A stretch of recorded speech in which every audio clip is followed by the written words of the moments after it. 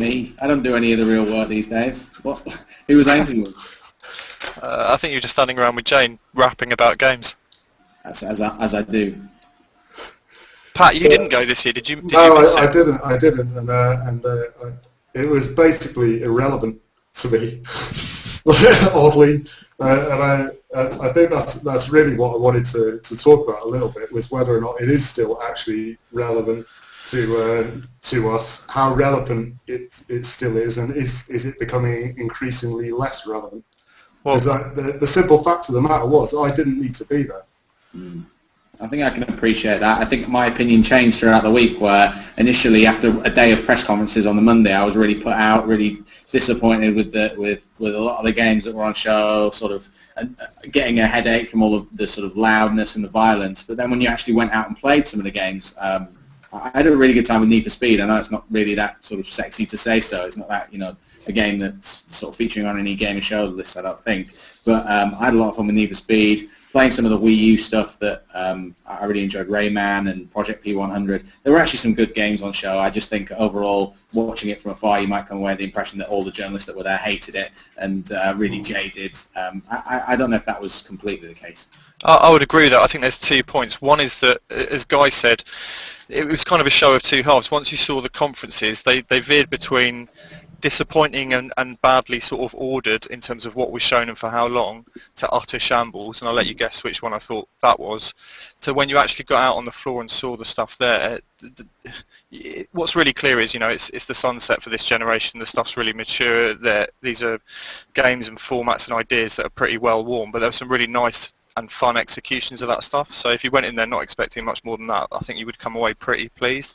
But the other thing was, which I bored people out there senseless with, is that I think E3 as an idea is stupid and semi-finished, and there were like 45,000 people there by all accounts, and if you even conservatively imagine that half of them are press, all writing pretty much the similar stuff about the same things, it doesn't make any sense to me. And you've got people with Steam and XBL and PSN, increasingly stuff delivered through that. Like last year, the whole Bioshock Infinite presentation went up, right? So you can fly to America and stand in a line and sit in a dark box and watch that, or you can watch it at home. And I think the role of the media is still to curate content and pass what's good and what's exciting. But if I was a format holder or a developer, I would be doing everything I could to beam that stuff directly to people where they live. Why wouldn't you? But the flip side, that when people were arguing with me about that, was they were saying, well, games still needs to have something collective that's a celebration, so everyone talks about games for a week. And I think there's some truth in that, but the notion that it's done the way it's currently done is an archaic hangover from how the press used to work. It is, yeah, and I really think as a format that if they continue to drive forward with the show as it is, I think they'll run into exactly the same issues that they ran into in 2006.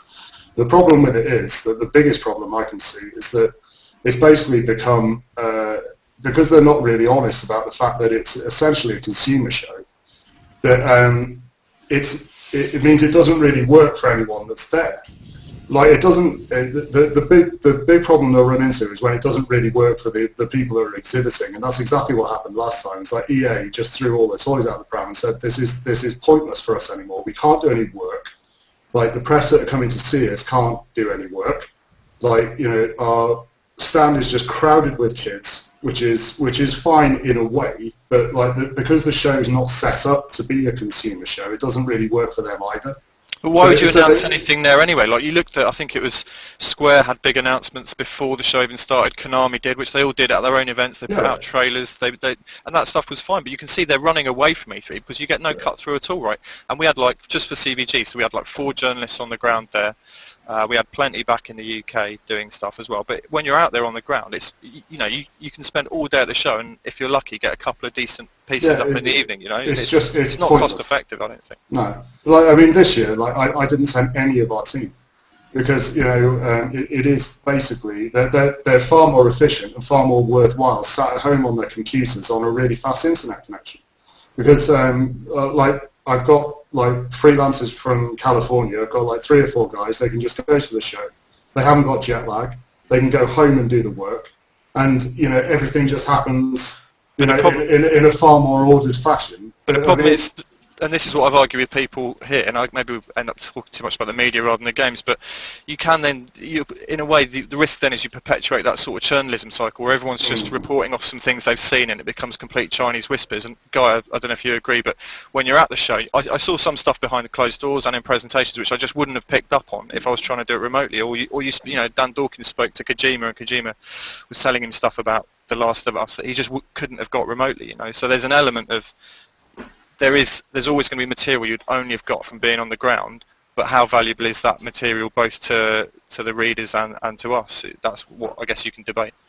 Yeah, absolutely. I think with The Last of Us and beyond, there were extended demos shown beyond what was shown at the press conferences. They only really elaborate on stuff. Like The Last of Us, it was a slightly different playthrough than what you saw at the Sony press conference. But I believe, and I haven't verified this, I heard this at the show, that the Beyond demo that I saw behind closed doors was leaked ahead of the embargo anyway. So again, it kind of defeats the purpose of actually being there and hearing David Cage talk about it, as nice as that is. Yeah, well, you would definitely go to press conferences and then a day later see the exact same thing played. They go, oh, we're going to play it slightly differently, and they'd kill like Dude B instead of killing Dude A, and you go like, yeah, that was definitely worth that transatlantic flight. Well, this is all I was sending our guys to do, because like we'd see it in the press conferences, and then we'd have the appointment set up for like the following day, and they were saying to me, you know, it's like, Pat, I'm going to see the same thing, and I just like, well, you know, throw in a quote and give me your take on it. Do you know what I mean? And I'll give you a bit of money. You know, it's becoming just. I mean, it's like I can't ignore it, but I wish I could, because like it's showing me stuff that's shown to, you know, thousands of other people, including consumers. So like, why am I rehashing something that they've already seen? Like this is the exactly the problem that we have at the press conferences as well. Like, I didn't even have people in the press conference live blogging this year, and like we're a news site. Like why do I need to do it when I can sit like watching it live instead of like struggling with a 3G connection in some, you know, hall in the middle of nowhere? If I was like a software publisher, certainly if I was one that wanted to be bold, I would go much more radical. And with those demos that are created just for E3 and for those 45,000 people to see, I'd put them out across PSN and XBL with a self-destruct code, so they only last like 2 days or whatever. So you've got 2 or 3 days to play this game. They're so polished anyway, those vertical slice demos. They're often like, you play them in the final game and they're identical to what you saw a year before.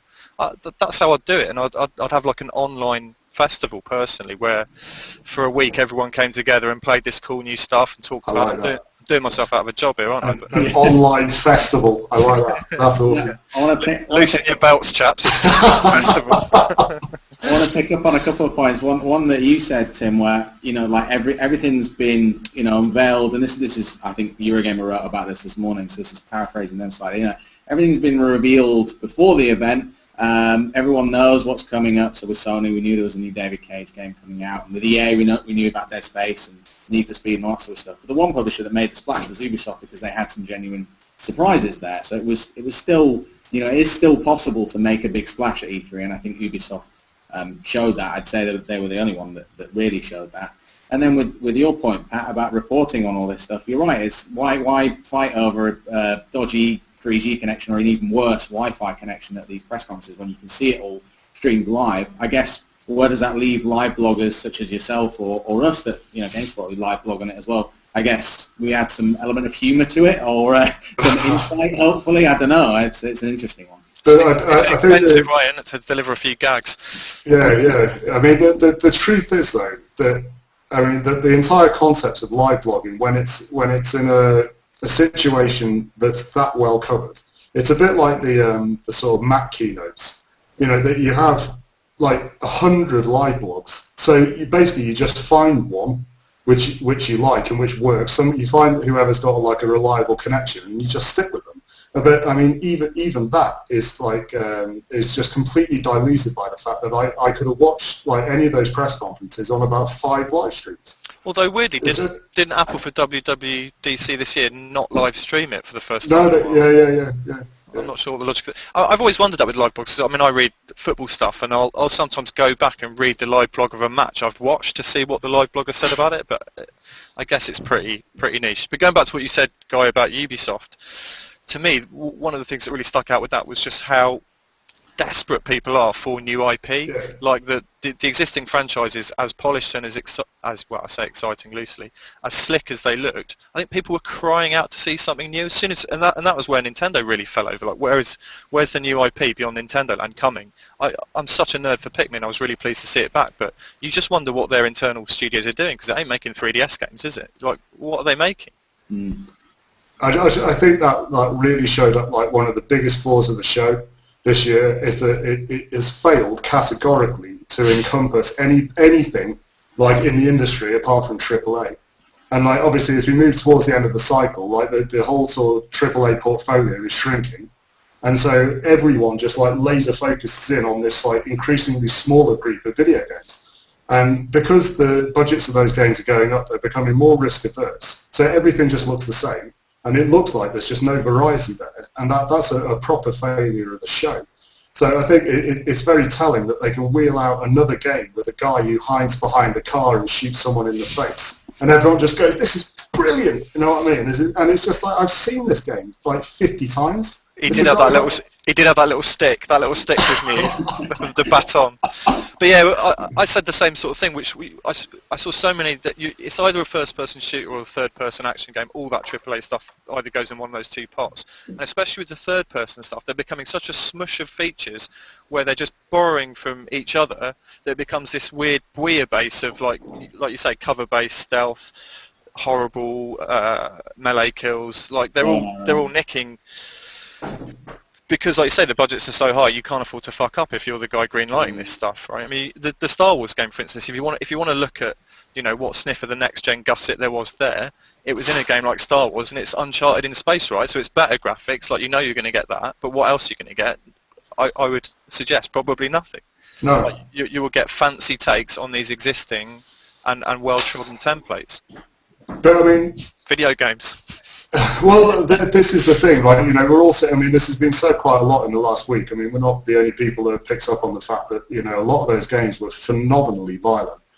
And, you know, is this what video games have become? Is essentially like a man or a woman killing men or women in mentally horrible ways. But it's always been a fundamental problem, isn't it, of the medium, is that it's incredibly hard to model complex human behaviour. What's easy to do is have a stick that sends a signal to something else to die, or to have an accelerator pedal. People got bored of driving games.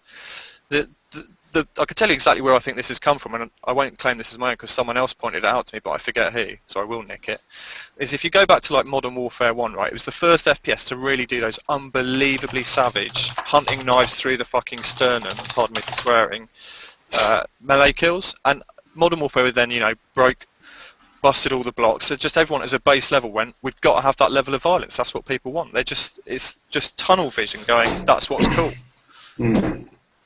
But I mean, do you think there's an element of us as the press like laser focusing on those games? Because like it's not just. I was talking to Nathan Grayson about this last night. Like he was one of my freelancers at the show, and you know I was spilling all this shit out to him, and he was just like, to be honest, Pat, like the games that were there were actually very strong, and like there was a lot of like stuff there that he was excited about. Like he was talking about like the Indiecade stuff, and I'm just like.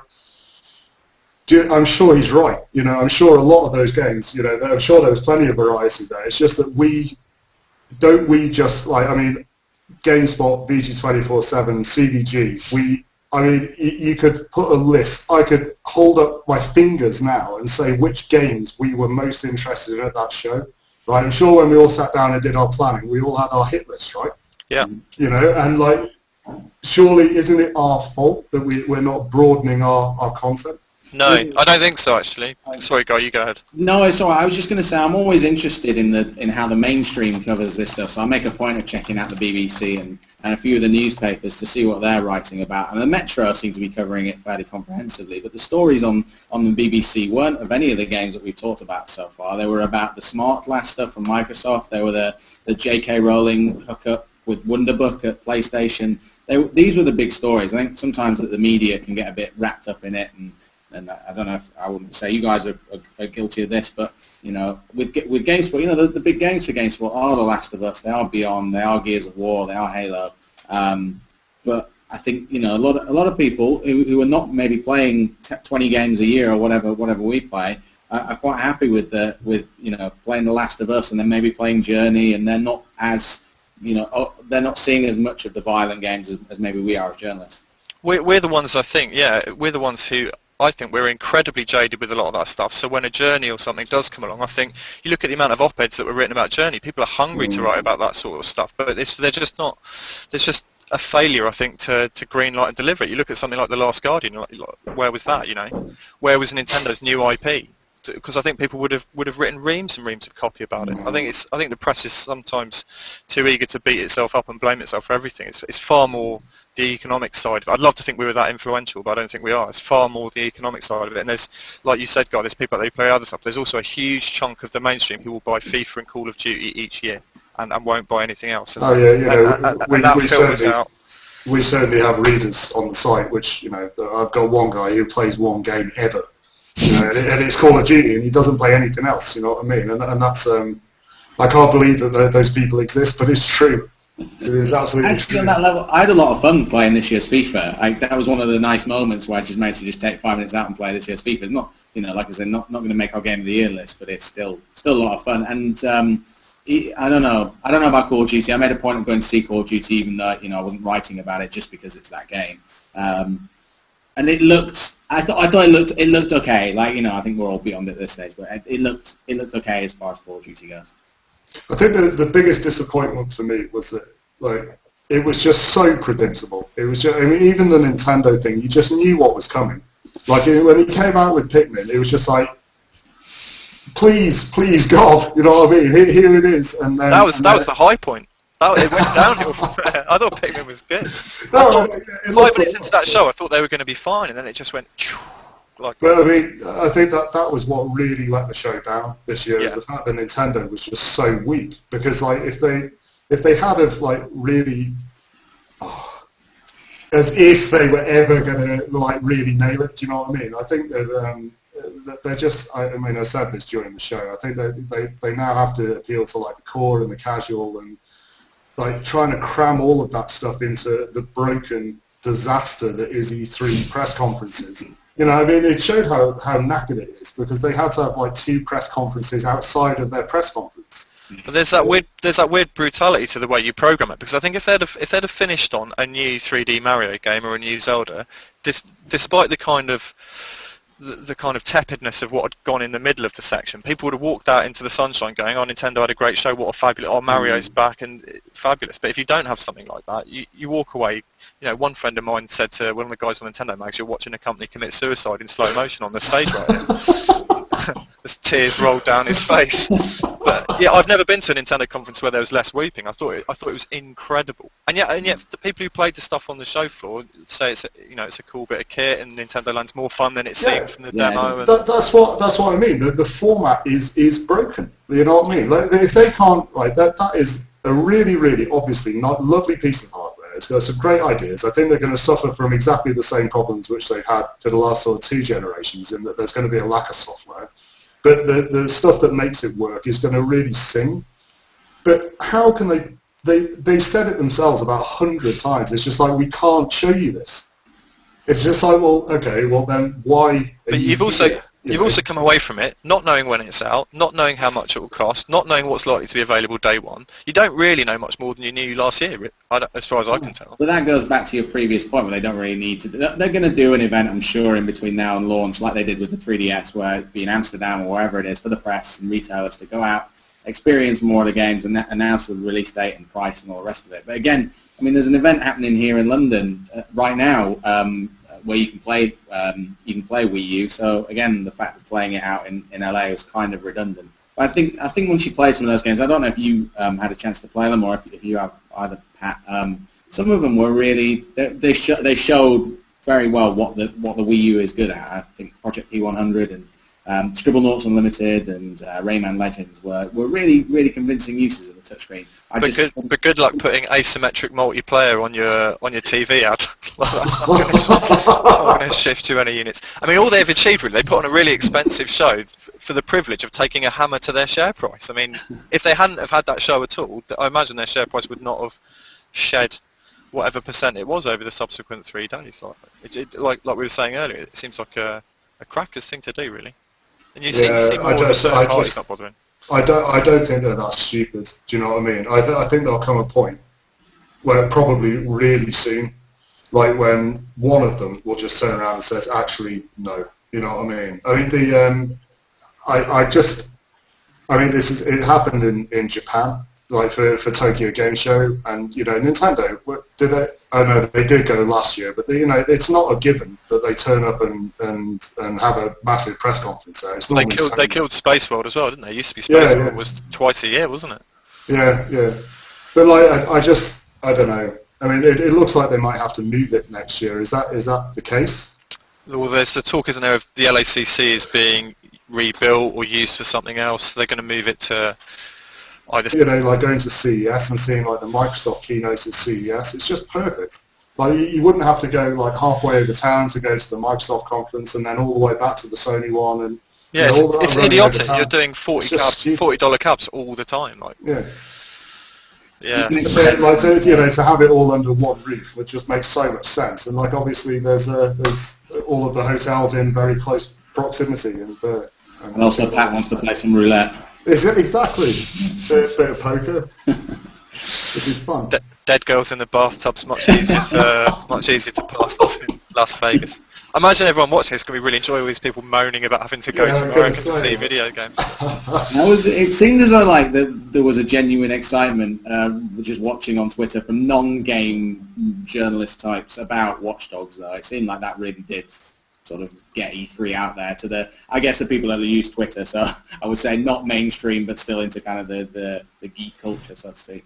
I've come away from E3 actually feeling fairly chipper about it. I've definitely been to much worse shows, like the Trestle Table year, which is the year after they all decamped from the convention centre and had it round about Santa Monica. That was awful. The year after was awful. At the same time, I came away thinking I'd spent 3 days and seen nothing good. There were plenty of games there that I thought, I will enjoy playing this, it's fun. Like stuff like SimCity. Like again, they're not reinventions, but they're really, really tidy, mature, clever games that people will really like. I'm more curious as to how the generational stuff plays out, because going back to what we were saying about Nintendo, I just don't see what happens next summer when you have to assume the other formats will then be in pretty much full swing. What happens to third parties for Nintendo then? If they can't sign them up now, which they don't seem to have done, they've got pretty much the same list of third parties. If they can't sign them up now, how are they going to attract them next year, right? It doesn't make any sense at all to me. It will be exacerbated over the previous 2 generations. There's quite a bit about Wii U that doesn't make any sense, to be honest. I think but then I say this every time Nintendo just baffles me. Yeah. And then they sell like 500 billion trillion units, and the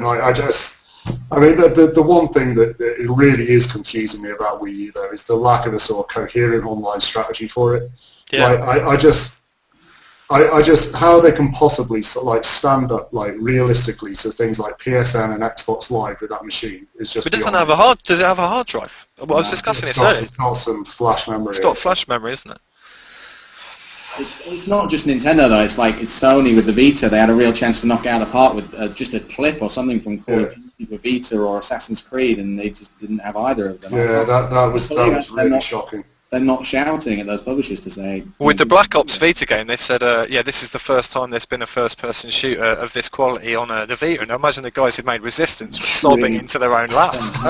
It's in the shops right now. We're right here. No, never mind. No, I don't know. I thought it was a really weird show. I'm not as down on it as I was at the end of the week. At the end of the week, I was just like, fucking video games is dead. Get me out. Do you know what I mean? Yeah. But then, the more I think about it, the more I realise it wasn't actually that bad. And the fact that it's a transition year really exacerbated the sort of sameness of AAA. But they have to do something about the format and the general variety. I think they have to be really honest about the fact that it has to be a consumer event as well as a trade event.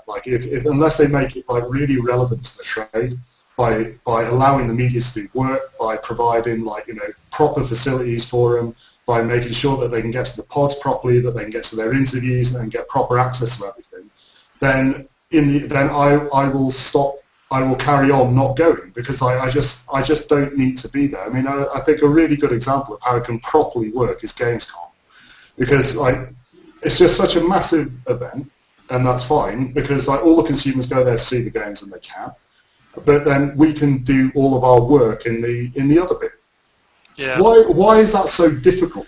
Like I don't know why it's so hard for this to happen. I don't know. Maybe there's a lot of like pressure in the US from the publishers on ESTA or something to not make it a consumer event because it might mean that they'd have to step up and spend like loads more money. I don't know. I think they're just so used to doing it the way they've always done it. It's like anything that becomes a behemoth of that size. It's incredibly hard to enact any sort of change. I think I say that I've always worked for companies that are quite big. Like it's tough changing stuff.